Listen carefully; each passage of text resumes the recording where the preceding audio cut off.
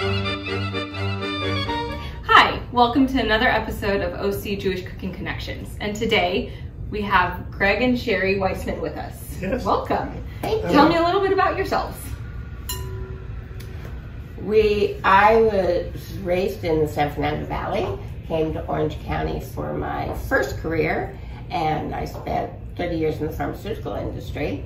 And meanwhile, my husband was very active in the culinary business, and so I got to help him along the way.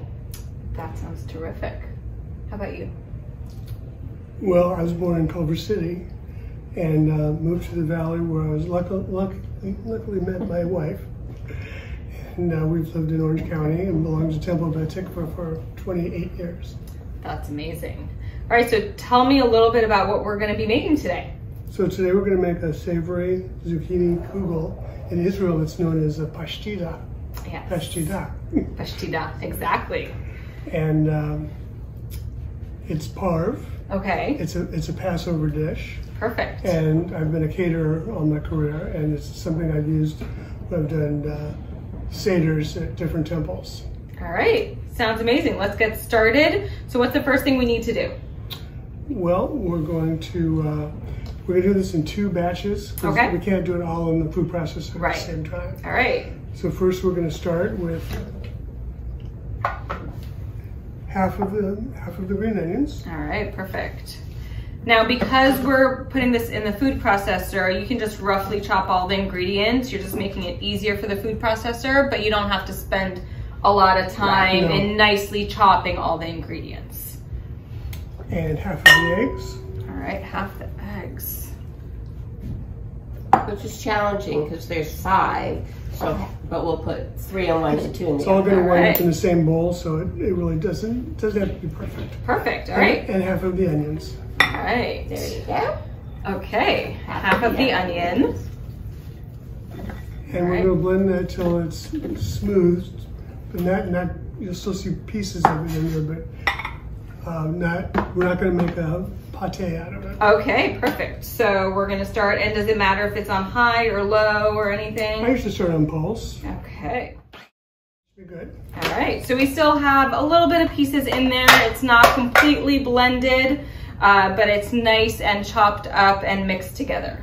All right, so now before we add the rest of our ingredients for this batch, we're going to scrape the sides a little bit just to make sure nothing is stuck. Right, and then we're going to add the other half of the ingredients. All right.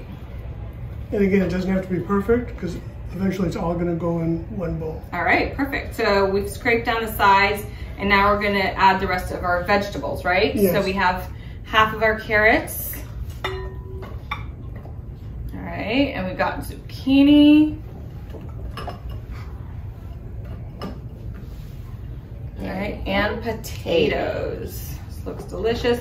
Now, if you are going to pre-cut your potatoes, go ahead and soak them in cold water. That way they won't brown and oxidize. All the starch comes off. All right, so that's about half of the potatoes. All right, and now are we gonna pulse it again, or are we just gonna turn it on? Pulse it to start to get it going, and then you can go a little further with a little higher. All right.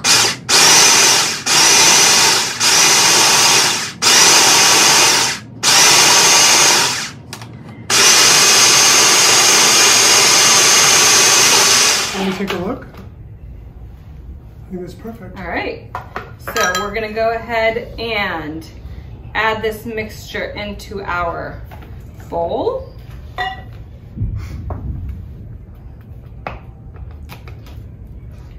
I like taking out my blade while I am working. Smart move. Just so that it doesn't fall out as I'm pouring the ingredients out. We're just gonna lay it there. All right, so we're basically just nicely chopping all of our ingredients together. We're not pureeing it. Correct. All right, so then repeat. All right, so we're gonna put that back, and now we're putting all the rest of our ingredients. So we have, now before we started this, I went ahead and I put our pan in the oven. So it's heating up while we are preparing everything, and that way it's ready and hot. It's important because it'll cook more evenly in the top so the top won't burn. Amazing. So basically we're heating up the cooking dish first, and then it'll help evenly cook it. It doesn't need to take time to cook itself. Yeah, I think that's good. All right, perfect. So we're gonna go ahead and again, take that blade out just to prevent injuries. All right.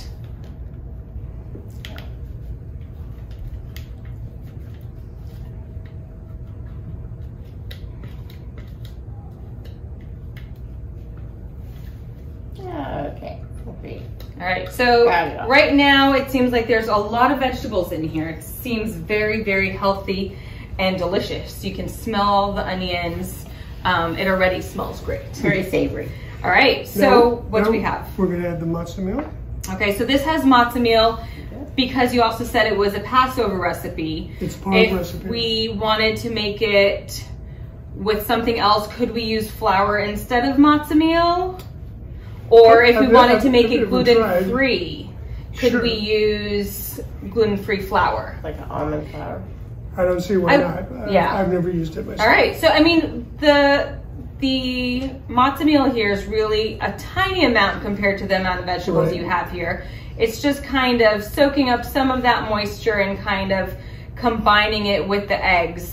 So I really do think if you want to make it gluten-free, I wouldn't do without anything, but I would do a gluten-free flour, whichever one you normally use.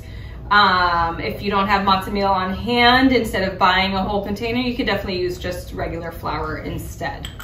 So what we just added a little bit of seasoning, we added salt and pepper.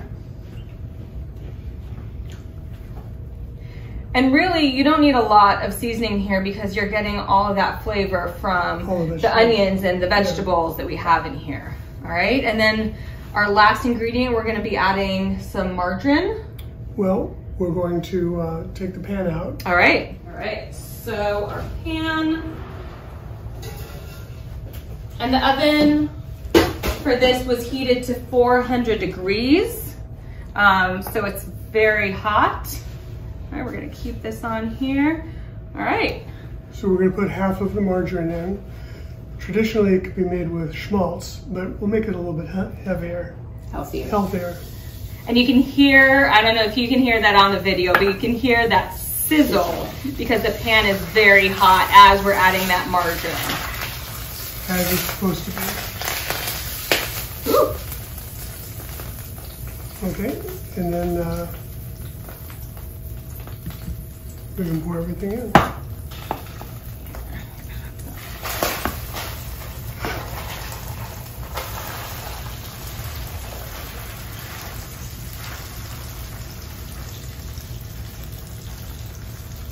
Should I blend it out? Sure. All right, and then we still have the other half of the margarine. And that goes on top and it's spread on top. All right, okay. Okay. All right, that's nice and flat. And now our other half of the margarine. Just drizzle it over the top and scrape it out. spread it. So this is really quick once you have all of your ingredients kind of roughly chopped and prepared. It's just a few minutes in the food processor. Your oven needs to be hot and you can really have it ready in about 10 minutes and put it in the oven. And that's it. Another 20. All right. Easy. All right, great. So I'm gonna put that in the oven. And again, we said that's at 400 degrees.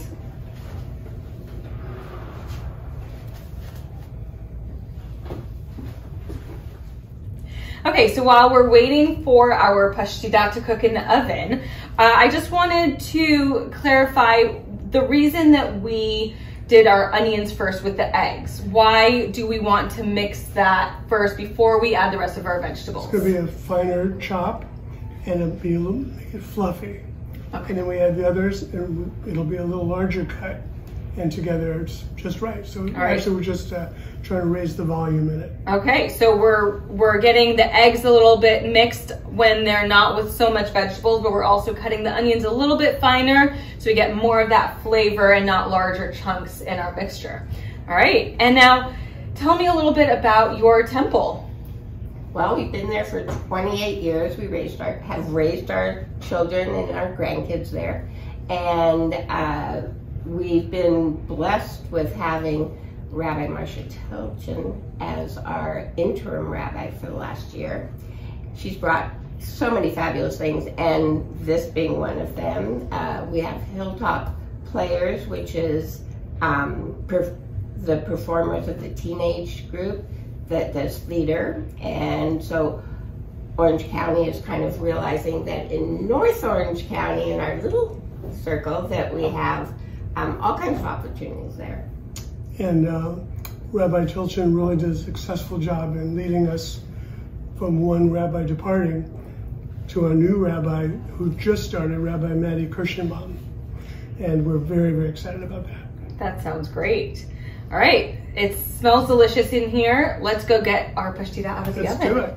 All right, so it's nice and brown on top and through the sides, you can see. And we're gonna cut that up.